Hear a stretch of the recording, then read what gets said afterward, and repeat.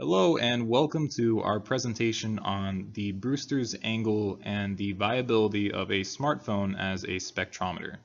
This is for class physics 3330 modern optics, and this is narrated by Robert Bull in cooperation with Daniel DeSena. Over the course of this presentation, the topics that will be covered are the introduction of our experiment, the objective of our experiment, the experiment design, the theory, data analysis, and conclusions drawn. In designing this experiment, our goals were to measure the Brewster's angle and refractive index of different solutions with varying percentages of glucose syrup, and to test the viability of using a smartphone as a spectrometer. The topics covered over the course of this lab are polarization, or the restriction of the electric field of an electromagnetic wave to a single pattern or plane. This manifests in the case of linearly polarized light, typically denoted as S or P for the electric field perpendicular to the incident plane and parallel to the incident plane respectively, and circularly polarized light or elliptically polarized light. For this lab, we will specifically be dealing with p-polarized light given our plane of incidence, and also the Brewster's angle as discussed later on. The reflectance of light is the percentage of light reflected off of a surface respective to the incident light beam. The Brewster's angle is a particular angle with regards to the polarization or lack thereof, in the case of natural light, of light. And for the Brewster's angle, it is a specific case in which, depending on the incident plane, polarized light will not reflect, and natural light will only reflect as polarized.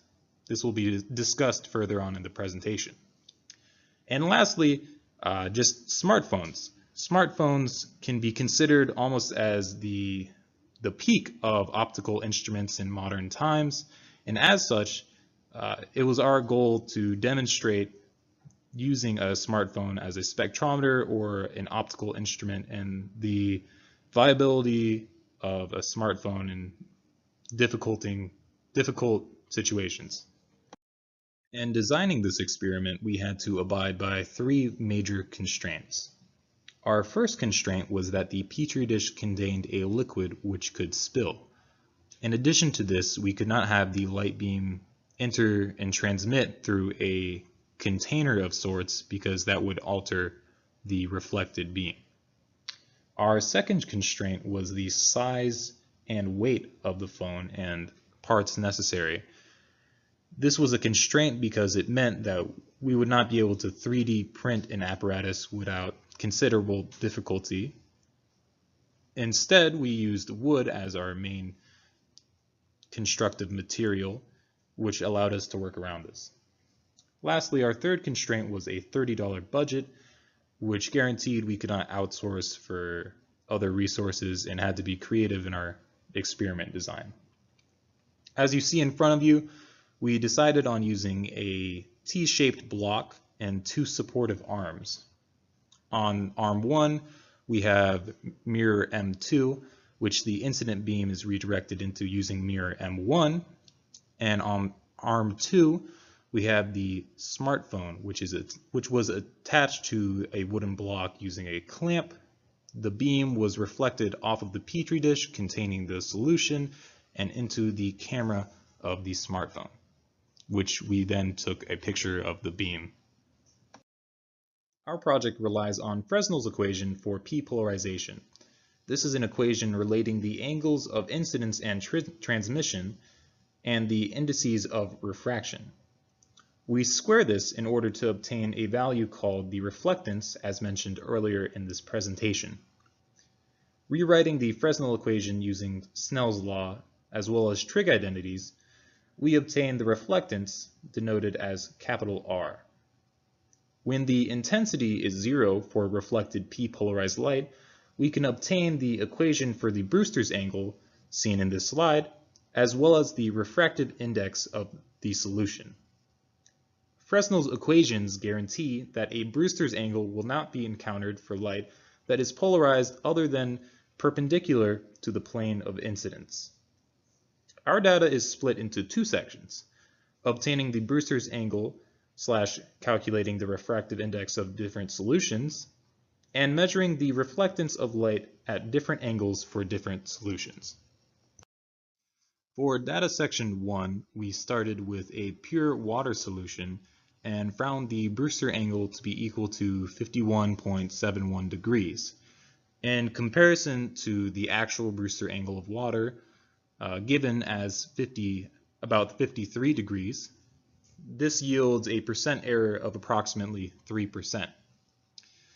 From there, we increased the glucose syrup concentration in increments of 5% and found the Brewster angle to be as you see in front of you. In addition to this, we calculated the index of refraction from the equation mentioned in the theory slide to be as seen in this column. Lastly, we compared the error between data section 1 and data section 2, just for sake of mentioning the consistency in our methods, though this does not bear meaning until we cover the data section 2 as seen later on in this presentation. When graphed, you can observe an almost, if not linear, relationship between the Brewster angle and glucose concentration. In comparison to similar research, this is consistent with other people's results. For data section 2, we took pictures of the reflected beam directed into the iPhone XR camera and captured pictures at 2-degree increments, starting at an incident angle of 47 degrees and ending at an incident angle of 75 degrees. In addition, we used Python to sum the pixel intensity per column. This summation was done using arbitrary units. However, these units were constant, resulting in a consistent graph shape. This data in blue was fitted using the reflectance equation mentioned earlier in this presentation, resulting for water in a p-value of 0.69 and a chi-squared value of 6.5. For glucose, this process resulted in a p-value of 0.5 and a chi-squared value of 8.4. This slide shows some of the captured pictures for water in addition to the Python mapping of the pixel intensity. For the points on the previous slide, the entire graph was summed and calculated into a single point. In total, there were 10 pictures and graphs. However, we're only showing 3 by 3 for sakes of convenience. This process was again repeated for the 45% glucose concentration solution. We did not continue to do this process for the other increments of glucose concentration because this section of the lab was merely to demonstrate the viability of the iPhone as a spectrometer, and further continuing on with this data would be redundant. In conclusion, there were two major sources of error encountered during this lab. First, there was no way to guarantee that no light interference would seep into our camera frame as we were collecting data. In addition to this, the nature of a smartphone camera is such that if there is any light in the background, it will try to pick that light up. To avoid this, we attempted to focus the camera on the background darkness, which was consistent across our pictures. However, we still encountered error. In addition to this, the sensitivity of this apparatus was very hard to work with. It was almost impossible to always center the beam perfectly into the middle of the iPhone camera, and as such, this caused some variability in our data as seen in our graphs. From our lab, we can conclude from our low chi-squared values that our methods were fairly precise. However, our also somewhat low p-values meant that our methods were not too accurate and limited results can be drawn from our graphs. it is accurate to say that an iPhone XR can serve as a viable spectrometer in this setting. Thank you for listening. This lab was again constructed by Robert Bull and Daniel DeSena. Good day.